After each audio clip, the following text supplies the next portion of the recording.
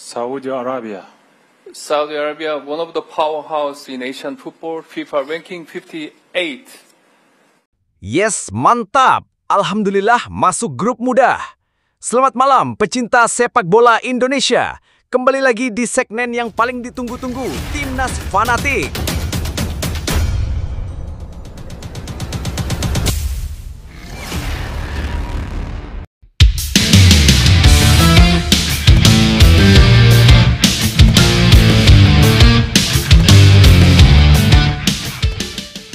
Yes, mantap. Alhamdulillah masuk grup mudah. Selamat malam pecinta sepak bola Indonesia. Kembali lagi di segmen yang paling ditunggu-tunggu, Timnas Fanatik. Tempat di mana kabar terbaru seputar Timnas Indonesia Mimin hadirkan secara padat, panas, dan tentu saja penuh semangat merah putih. Malam ini ada berita paling ramai yang jadi perbincangan hangat publik sepak bola nasional. Mulai dari kabar mengejutkan soal absennya Ole Roemeny di FIFA Matchday September, peta persaingan sengit Indonesia di babak keempat kualifikasi Piala Dunia 2026, sampai pencarian striker keturunan kualitas premium yang siap menggantikan lini depan Garuda. Tak hanya itu, Mimin juga akan mengulas peringatan tegas dari Erick Thohir soal kemenangan besar U23 yang jangan sampai bikin kita lengah, serta cerita unik dan menarik dari pelatih Oxford United selama bertualangan di turnamen Piala Presiden. Pokoknya jangan kemana-mana dulu, karena ini dia 5 kabar Timnas Indonesia paling ramai malam ini. Siap-siap degang, siap-siap bangga, dan tentu saja, ayo terbang tinggi Garuda! Tapi, Mimin minta tolong tonton video ini sampai selesai, agar tidak ada kesalahpahaman yang terjadi. Dan tak bosan-bosan juga, tolong like dan share video ini ke media sosial kalian, agar semua orang tahu apa yang sedang terjadi.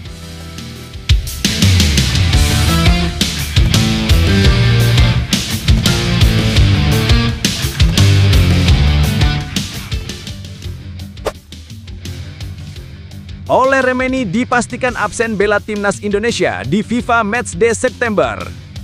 Ketua Umum PSSI Erick Thohir mengkonfirmasi bahwa Ole Roemeny tidak akan bermain untuk Timnas Indonesia pada FIFA Matchday September 2025 karena cedera. Penyerang Oxford United itu mengalami cedera serius setelah ditekel pemain Arema FC dalam laga Piala Presiden 2025. Ia harus menjalani operasi dan masa pemulihan yang cukup lama, sehingga absen dalam 2 laga uji coba melawan Kuwait dan Lebanon. Pelatih Oxford United menyebut cedera Roemeny cukup parah.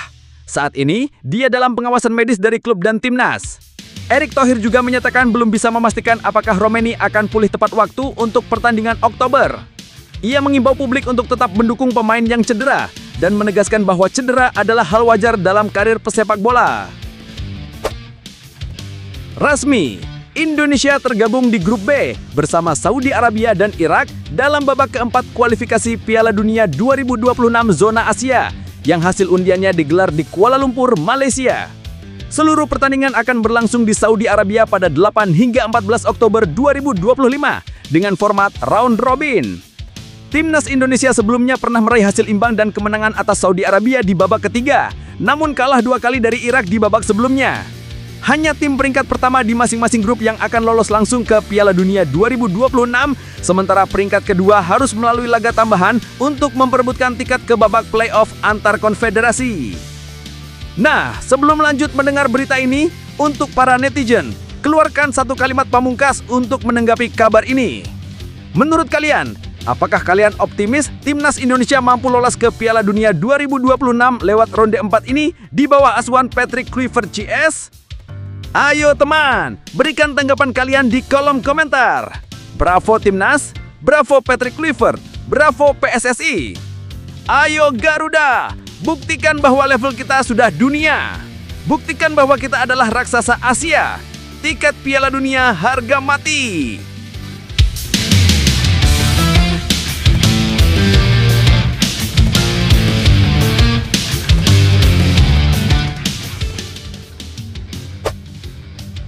Erick Thohir, kemenangan atas Brunei bukan tolak ukur kekuatan Timnas U23. Ketua Umum PSSI Erick Thohir mengingatkan bahwa kemenangan atas Brunei Darussalam di laga pembuka ASEAN Cup U23 bukan ukuran kekuatan sesungguhnya tim. Ia menekankan pentingnya menjaga fokus menghadapi laga berikutnya melawan Filipina yang sebelumnya mengalahkan Malaysia 2-0 lewat serangan balik efektif. Erik meminta para pemain tidak cepat puas dan meminta Ketua BTN Sumarji menyampaikan pesan kepada pelatih agar persiapan strategi dan kondisi pemain tetap maksimal. Target PSSI adalah timnas U23 lolos fase grup dan menembus semifinal, bahkan juara. Ia menegaskan bahwa setiap lawan harus dihadapi serius dan kemenangan besar tidak boleh membuat tim lengah. Pelatih Oxford United ceritakan pengalaman unik di Indonesia. Jerry Rowan, pelatih Oxford United, membagikan pengalaman unik selama mengikuti Piala Presiden 2025 di Indonesia.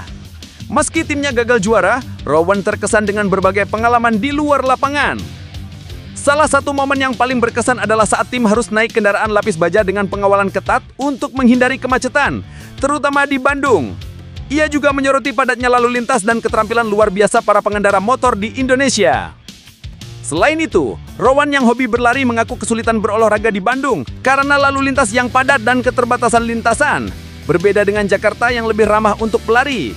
Meski begitu, ia tetap menganggap kunjungannya ke Indonesia sebagai pengalaman yang menyenangkan dan penuh pelajaran berharga.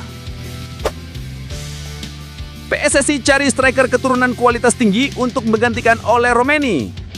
Cedera serius yang dialami Romeni membuatnya hampir pasti absen dari timnas Indonesia di babak keempat kualifikasi Piala Dunia 2026. Menyikapi hal ini, PSSI segera mencari striker keturunan berkualitas tinggi untuk mengisi kekosongan lini depan. Kepala BTN Sumarji menyatakan bahwa PSSI fokus menjaring pemain keturunan dengan kualitas grade A, dan Erick Thohir sedang menjalin komunikasi internasional untuk menemukan kandidat potensial. Sementara itu, striker muda Jens Raven tampil impresif di timnas U23 dengan mencetak 6 gol ke gawang Brunei. Namun Sumarji menilai performa tersebut belum cukup sebagai tolak ukur karena lawan yang dihadapi masih tergolong lemah. Raven akan kembali dinilai saat menghadapi Filipina dan Malaysia.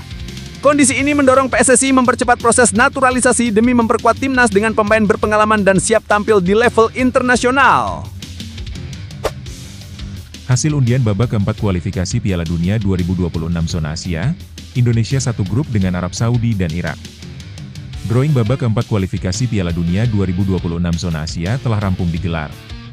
Timnas Indonesia resmi tergabung di grup B bersama dua kekuatan Timur Tengah, yaitu Arab Saudi dan Irak. Acara pengundian yang berlangsung di Kuala Lumpur, Malaysia, pada Kamis siang waktu Indonesia itu membagi 6 tim tersisa ke dalam 2 grup, masing-masing berisi 3 negara. Tim Garuda tergabung dalam grup B bersama Arab Saudi dan Irak. Sementara itu, grup A dihuni oleh Qatar, Uni Emirat Arab, UEA, dan Oman. Pertemuan ini menjadi ajang ulangan bagi Indonesia. Sebelumnya, skuad Merah Putih sempat berjumpa Arab Saudi di babak ketiga, meraih hasil imbang 1-1 saat tandang, dan menang 2-0 di laga kandang. Sementara itu, saat bertemu Irak di putaran kedua, Indonesia takluk 2 kali, masing-masing dengan skor 1-5 di Basra dan 0-2 di Jakarta. Pertandingan babak keempat ini akan diselenggarakan di Arab Saudi, yang sudah ditunjuk oleh HFC sebagai tuan rumah. Seluruh laga akan berlangsung dalam format round robin dan dijadwalkan pada 8-14 Oktober 2025. Hanya tim peringkat pertama dari masing-masing grup yang berhak melangkah langsung ke Piala Dunia 2026. Sementara itu, tim yang berada di posisi kedua akan dipertemukan dalam laga tambahan guna menentukan siapa yang lanjut ke babak playoff antar konfederasi.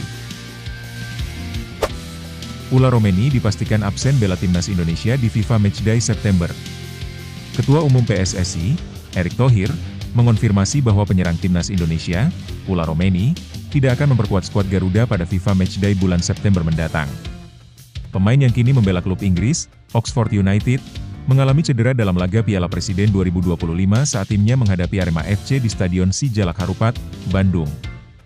Romeni harus ditandu keluar lapangan setelah mendapatkan tackle keras dari pemain Arema, Paulinho Mokcelin. Akibat cedera tersebut, Romeni bahkan harus melewatkan partai final turnamen tersebut bersama Oxford United. Ia juga sempat mengunggah kondisi terbarunya di media sosial, tanpa mengenakan alat bantu jalan di pergelangan kakinya. Pelatih Oxford United, Gary Rowett, mengungkapkan bahwa cedera yang dialami pemain berusia 25 tahun itu cukup serius. Kini, hasil pemeriksaan dari tim medis klub dan timnas menunjukkan bahwa Romeni harus menjalani operasi.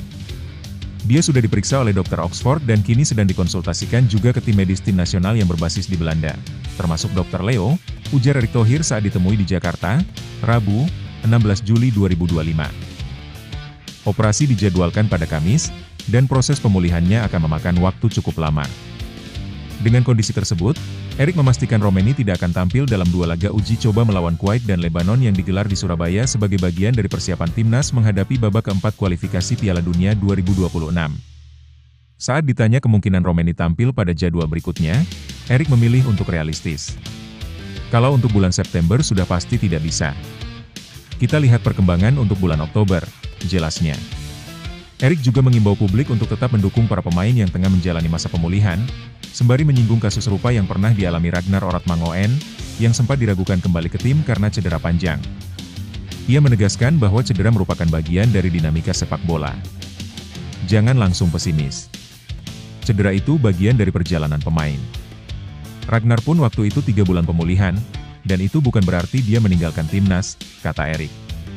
Lebih lanjut, situasi yang dialami ular Romeni tentu menjadi pukulan berat, baik untuk dirinya pribadi maupun bagi timnas Indonesia.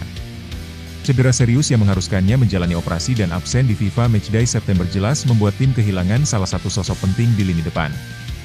Padahal, performa Ula belakangan mulai mencuri perhatian, terutama setelah kiprahnya bersama Oxford United di ajang Piala Presiden. Insiden tackle keras yang menyebabkan cederanya juga kembali menyoroti pentingnya perlindungan terhadap pemain di laga-laga uji coba atau turnamen non-kompetitif. Terlebih lagi, jika pemain tersebut merupakan bagian dari tim nasional, dampaknya tak hanya dirasakan oleh klub, tapi juga negara. Dalam konteks ini, perasaan frustrasi yang ditunjukkan oleh Ula di media sosial cukup wajar. Sikap Erick Thohir sebagai Ketua Umum PSSI cukup patut diapresiasi.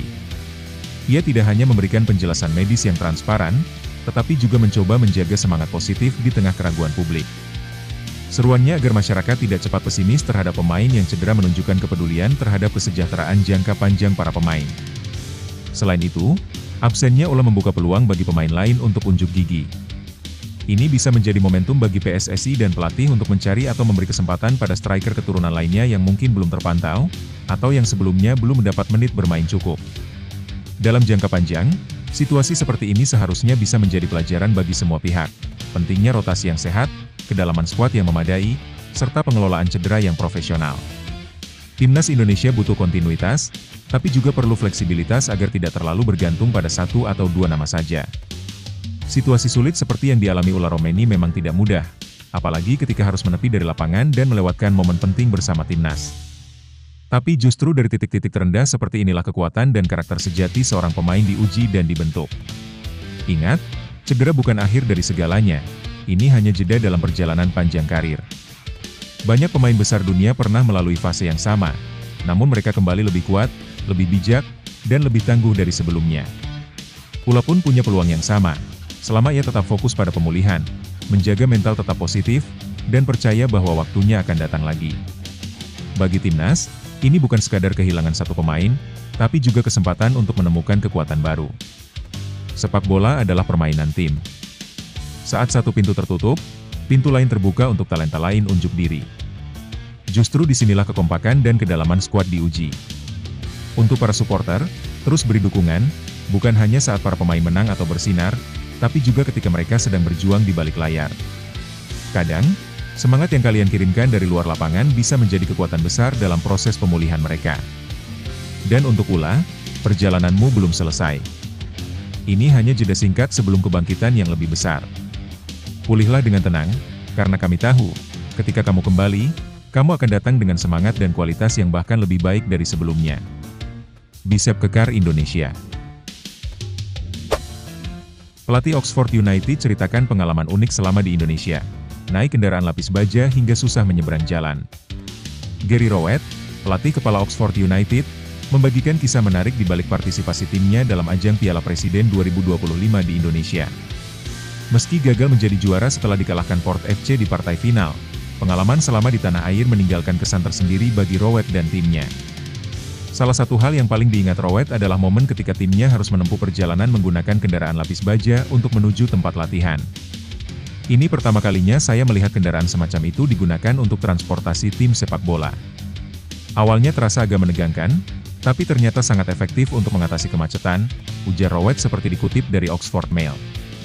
Dia menambahkan bahwa tim juga mendapatkan pengawalan ketat, terutama saat berada di Bandung, untuk memastikan bisa sampai tepat waktu. Selain pengalaman tersebut, Rowett juga menyoroti padatnya lalu lintas di Indonesia, yang menurutnya jadi tantangan tersendiri. Ia memahami mengapa begitu banyak warga lebih memilih menggunakan sepeda motor.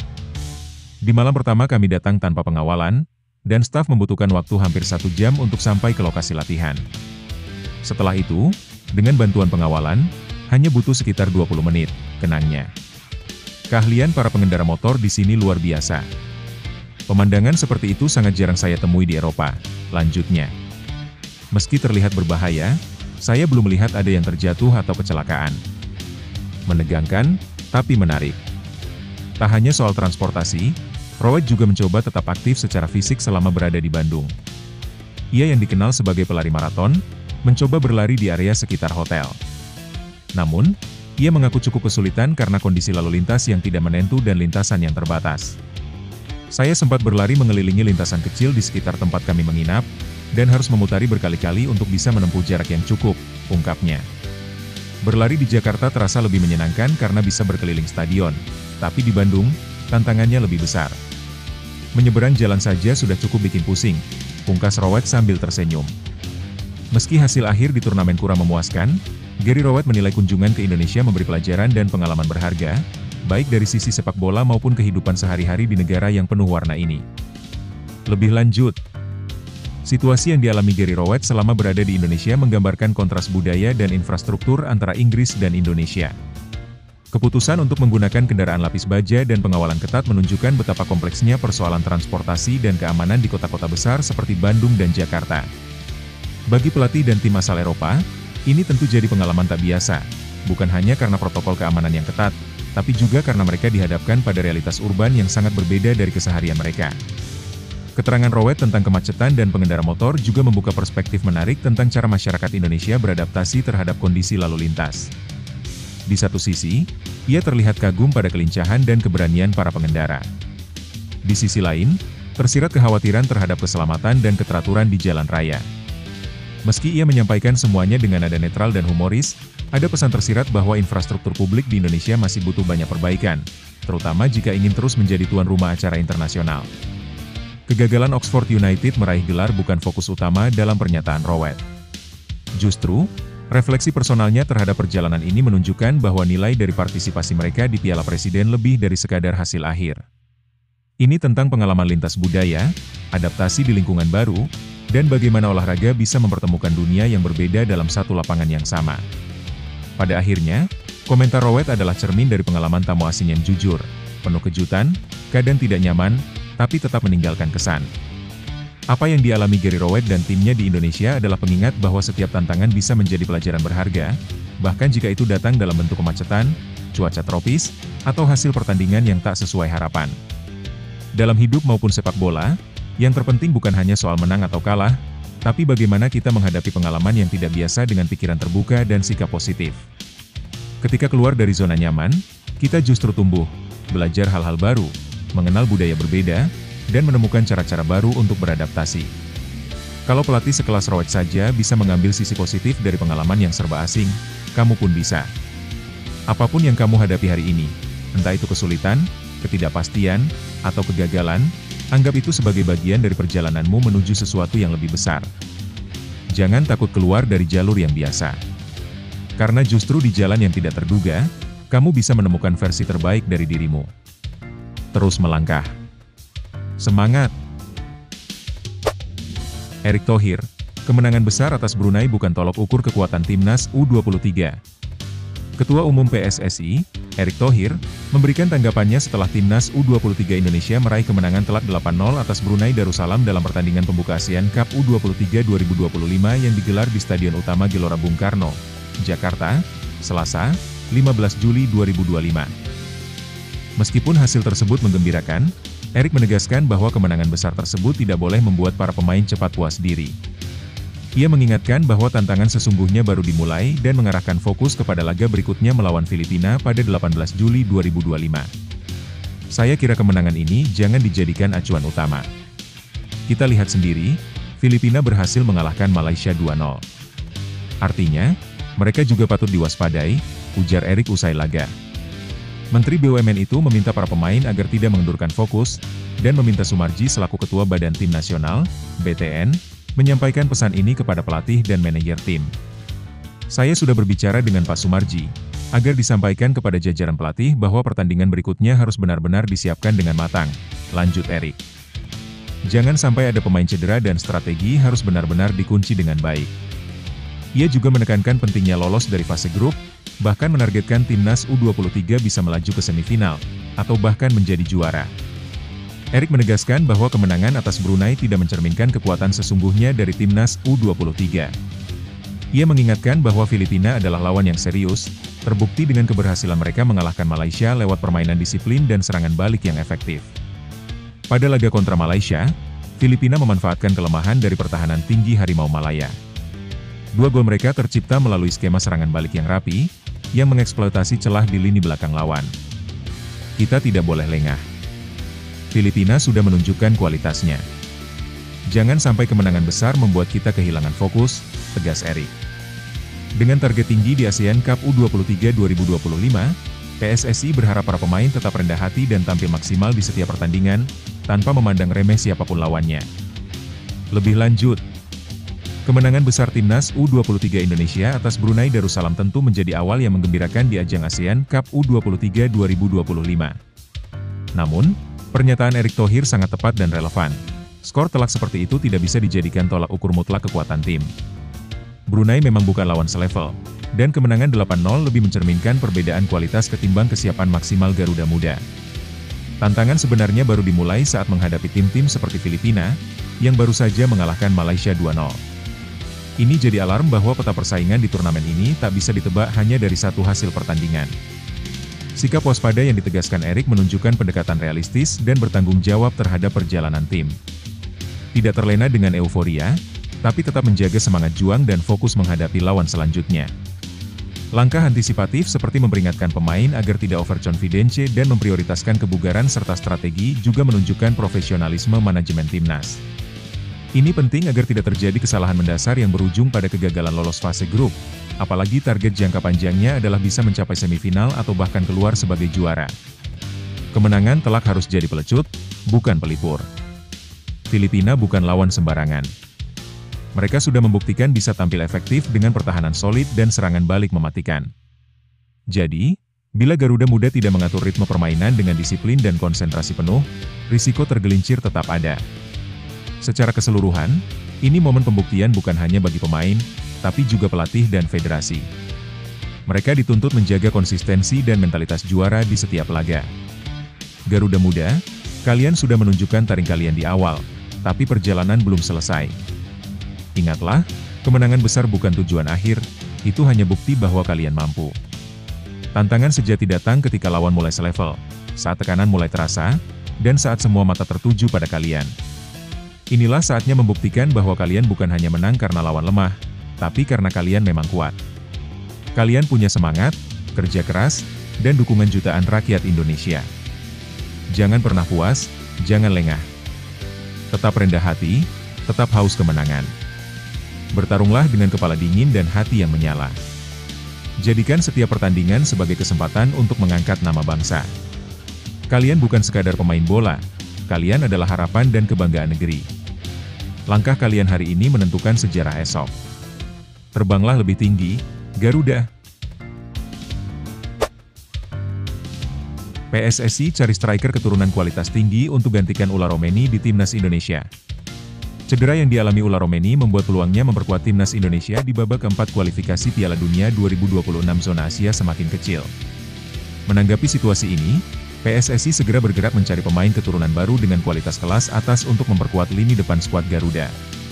Penyerang yang kini bermain untuk Oxford United itu mengalami cedera setelah mendapat tackle keras dari gelandang Arema FC, Paulinho, dalam laga Grup A Piala Presiden 2025 yang digelar di Stadion Sijalak Harupat, Soreang, Jawa Barat, Kamis 10 Juli. Meski sempat mencetak gol pada menit ke-14, Romeni harus meninggalkan pertandingan 3 menit kemudian karena cedera serius di kaki. Akibat insiden tersebut, Romeni langsung kembali ke Inggris dan tidak bermain di partai final Piala Presiden, di mana Oxford United kalah 1-2 dari Port FC pada Minggu 13 Juli. Kondisi ini menjadi pukulan berat bagi pelatih Patrick Kluivert dan jajaran staf timnas Indonesia. Apalagi Romeni sebelumnya diproyeksikan menjadi tumpuan lini serang dalam laga-laga krusial menghadapi Lebanon dan Kuwait pada FIFA Matchday September 2025. Kepala Badan Tim Nasional sekaligus anggota Exco PSSI, Sumarji, menyatakan pihaknya saat ini tengah mengupayakan pencarian striker keturunan baru yang memenuhi standar tinggi. Pintu selalu terbuka untuk pemain keturunan.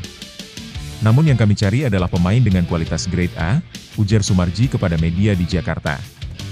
Sumarji juga menegaskan bahwa Ketua Umum PSSI, Erick Thohir, sedang menjalin komunikasi aktif dengan pihak-pihak di luar negeri guna menjaring pemain potensial berdarah Indonesia. Meski demikian, Indonesia masih punya opsi internal lewat striker muda Jens Raven. Pemain tim U23 itu tampil luar biasa dengan mencetak 6 gol dalam kemenangan 8-0 atas Brunei Darussalam pada laga pembuka grup ASEAN Cup U23 2025, Selasa 15 Juli, di Stadion Utama Gelora Bung Karno. Namun menurut Sumarji, Raven belum bisa dibandingkan langsung dengan Romeni karena level lawan yang dihadapi belum cukup menantang. Masih terlalu jauh kalau dibandingkan. Kita jangan hanya menilai dari satu pertandingan, apalagi lawannya Brunei. Kita lihat dulu saat menghadapi Filipina dan Malaysia, tambahnya. Timnas U23 Indonesia dijadwalkan bertemu Filipina pada 18 Juli dan Malaysia pada 21 Juli di ajang yang sama. Performa Raven di dua laga itu akan menjadi penentu apakah ia siap naik ke level senior. Situasi ini sekaligus menjadi alarm bagi PSSI agar mempercepat proses naturalisasi pemain keturunan yang memiliki pengalaman dan kemampuan bersaing di level internasional. Lebih lanjut, situasi yang dialami Timnas Indonesia saat ini mencerminkan tantangan besar dalam mempersiapkan skuad yang kompetitif untuk putaran keempat kualifikasi Piala Dunia 2026 zona Asia. Cedera yang menimpa Ulah Romeni jelas menjadi pukulan berat, mengingat ia adalah salah satu striker naturalisasi yang memiliki kualitas mumpuni dan pengalaman di level kompetitif tinggi. Ketidakhadirannya bukan hanya mengurangi kedalaman skuad, tetapi juga memaksa PSSI untuk segera mencari opsi pengganti yang sepadan. Langkah PSSI yang ingin merekrut pemain keturunan dengan label Grade A adalah pendekatan realistis dan memang diperlukan jika Indonesia ingin terus bersaing dengan negara-negara kuat di Asia. Namun, proses naturalisasi bukan hanya soal kualitas teknis, tapi juga soal kesiapan mental, komitmen, dan waktu yang cukup untuk integrasi dalam tim. Jens Raven, meski menunjukkan performa menjanjikan di level U23, masih dianggap belum setara dengan standar yang dibutuhkan tim senior. Ini menjadi pengingat bahwa transisi dari level usia muda ke senior bukanlah hal instan, terutama ketika lawan yang dihadapi adalah tim sekelas Lebanon dan Kuwait. PSSI sebaiknya tidak hanya bergantung pada solusi jangka pendek dengan pemain keturunan, tetapi juga mulai mempercepat pembangunan fondasi pemain lokal dari usia dini.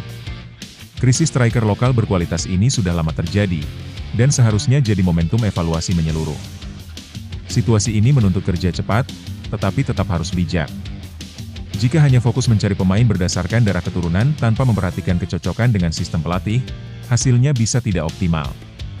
Kombinasi antara naturalisasi yang selektif dan pembinaan pemain lokal yang serius adalah jalan panjang tapi berkelanjutan untuk membangun timnas yang kuat. Dalam situasi sulit seperti ini, justru karakter sejati sebuah tim diuji. Jangan jadikan cedera atau absennya satu pemain sebagai alasan untuk menyerah, jadikan itu sebagai pemicu semangat untuk bangkit lebih kuat. Ingat, sepak bola bukan hanya soal individu, tapi tentang bagaimana tim bersatu menghadapi tantangan. Dalam sejarah, banyak tim besar lahir bukan karena lengkapnya pemain bintang, tetapi karena kekompakan, tekad, dan semangat juang yang tak pernah padam. Bagi para pemain muda dan lokal, ini adalah peluang emas. Saat satu pintu tertutup, pintu lain terbuka. Tunjukkan bahwa kalian pantas berdiri di lapangan membela merah putih. Setiap menit di lapangan adalah kesempatan membuktikan diri, bukan hanya untuk pelatih dan supporter, tapi untuk bangsa. Dan untuk para supporter, jangan lelah memberi dukungan. Dukungan kalian adalah bahan bakar semangat para pemain di lapangan. Dalam kemenangan ataupun kesulitan, tetap berdiri bersama. Indonesia tidak pernah kekurangan talenta. Yang kita butuhkan hanyalah keberanian untuk percaya dan kerja keras tanpa henti. Bersama, kita bisa. Garuda tidak pernah terbang sendiri.